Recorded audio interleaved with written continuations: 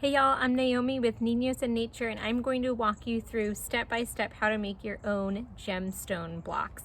They are so much easier than you will ever imagine. So the first thing that you need is your board, right? So this is a 1x4 board, nice and clean. I think it's just pine, so nothing too fancy going on with that. So you need your board, and then you need some of these crystals. So these are 25 millimeters, they're round, and they have a flat back. I found these on Etsy. I'll have it linked in my blog post going along with this video.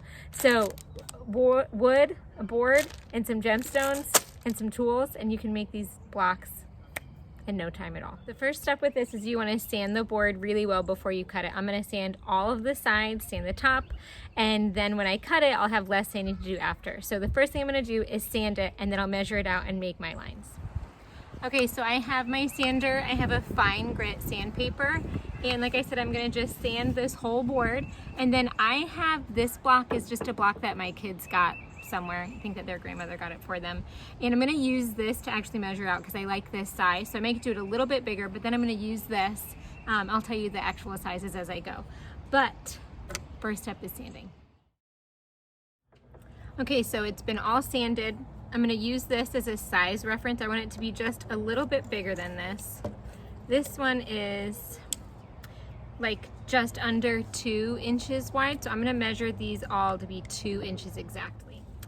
So I've got it all measured out, and the reason I wanted to make it wider than this is because every cut that you make, you'll shave a little bit off of the saw. So no matter what, it'll be actually closer to this. It'll probably be more like 1 3/4 inches, even though I made them, measured them out to be 2. So now it's just time to cut. I'm gonna get the miter saw out, and I'm just gonna cut, and then I'll sand them once they're all cut. And we're already almost done. So you always wanna have safety glasses. You also wanna make sure that you always have somewhere safe to keep your hands, right? So on the far end where I'm going to be cutting my last block, I've got 5 or 6 inches on the other side of that cut where I can have my hands safely. You don't want to be having your hands right near the blade trying to cut these 2-inch blocks. Give yourself a lot of wiggle room. At this point, it is just cut after cut after cut. We're just going to cut all of our blocks, and then we'll sand them.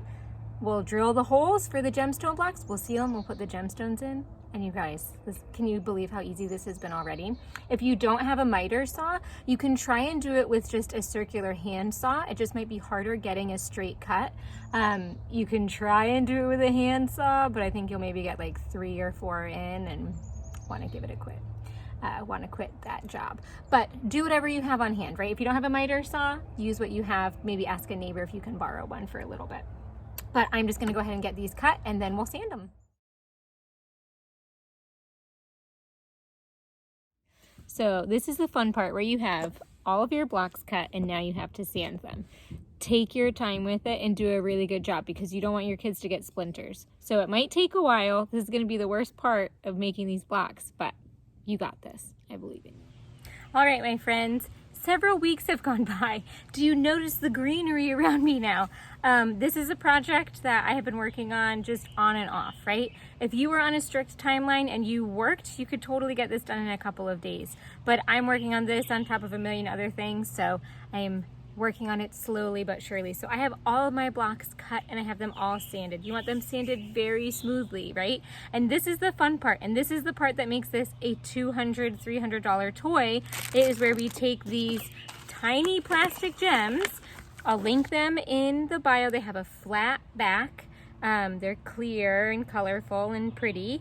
And we are going to drill holes that we can set these into. It is going to be easy peasy lemon squeezy, but it might be a little bit time consuming because we want to find the right spots to put them. So you can eyeball it. No shame in eyeballing it, right? Where you can just say, I'm going to put one here and one here. I'm going to try and measure them. So I'm going to find the center point vertically, and then I'm going to divide it into thirds so I can try and find really good placements for them. And then you're going to use a Forstner drill bit. Now this is one of my favorite tools to have on hand when I'm making toys because it's gonna just cut a hole in wood and give it a nice flat seat. So we have to find the correct size, right? And it might be different based on what you have. So I have a scrap piece of wood. I am going to eyeball, I'm gonna take some of my gems and just kind of eyeball them and say, it seems like it's gonna fit the 7 1/8 inch, right? It probably won't, because I think that these are 1-inch stones. So I'm gonna probably start with a 1-inch drill bit. And we're just gonna see and find the right size before I start drilling in. So first I'm gonna find the size drill bit. And then I'm going to start measuring on my blocks and marking out their placements. And then we'll see what happens next. Oh, hi. I found the drill bit size. It's just the 1 inch. That's what I thought it was going to be. And now I'm going to work on finding where to make the holes in this, right? So I have a ruler, and I don't need to be too precise with it, right? I already kind of measured these. I already kind of know everything is about 2 inches. So I'm going to just mark, right? Like, okay, there's 1 inch. And I don't mind marking on the wood because I can just do a really quick sand to get rid of this. You can also use pencil. I can't find a pencil, so I'm just using a pen, and that's fine. And so I'm going to just mark the halfway, and then this is 3.5 inches long. So I'm going to get off the camera and figure out where I want to put them instead of trying to do math on this. So this is me after having done maybe 10. Measuring them is awful. So you can put them on and then trace around them. I'm just kind of accepting that mine are going to be a little uneven, and that's okay. If you are more patient than I am, you should definitely measure them. Otherwise, they're going to be a little wonky. Mine are a little wonky. I think that that's okay. I'm going to just keep going. All right, my friends. It's bedtime, so we're going to whisper or talk quietly. I have all of my blocks. I cut all of the holes, and I actually sanded them a little bit more. You'll notice the final product. I have some other shapes. I'll give all of the details, but I had some cubes, and then you can just use dowels to cut to make these like cylinder blocks to just sand everything really well. But I thought it would be fun to put some gemstones in these.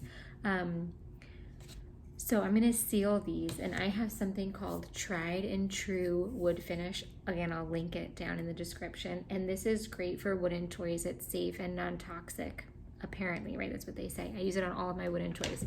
I have a rag, and I'm just going to put a smooth, thin layer on, and I'm going to wipe it off, right, as I go. I don't want to leave a lot because you'll feel it the next day. It'll be kind of slippery.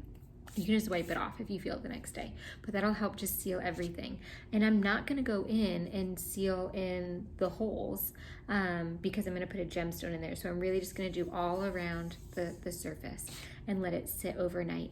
And then tomorrow, I put in quotes because who knows if it'll be tomorrow, I will just glue in the gemstones. I'm just going to literally use hot glue. Maybe I'll use wood glue. I'm going to test it a little bit, but they're not going to be easy to get them out, right? Because they fit so snugly in the holes.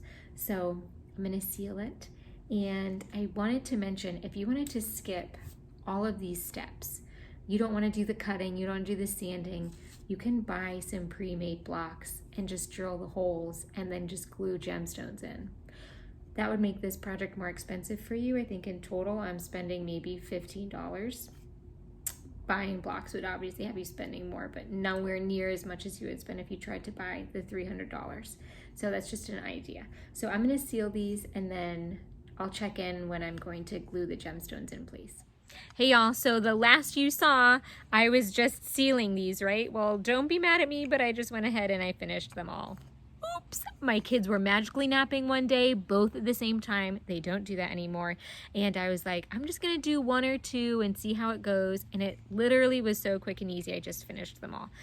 So I just did a dab of wood glue in each hole, and then I just pressed the gem in and I let them dry for 24 hours, and they're done and they're amazing. You can do alternate gemstones. You can have them matching. I wanted to do a little bit of both, so that if they wanted to ever like make like a little train track or whatever and have it be like a dominoes matching game, they could do that. So these are our DIY gemstone blocks. They are one of the easiest DIYs I've ever done. The hardest part was just getting the holes even, right? But if you are like me and you're okay with them being imperfect, you will have no problem with this, and you will save hundreds of dollars making them yourselves. I hope that you enjoyed this DIY. I hope that you will keep crafting with me, and maybe you'll even let me teach you Spanish. Don't forget to check out my screen-free, play-based Spanish courses for families. I hope you have a great day, and I can't wait to craft with you next time.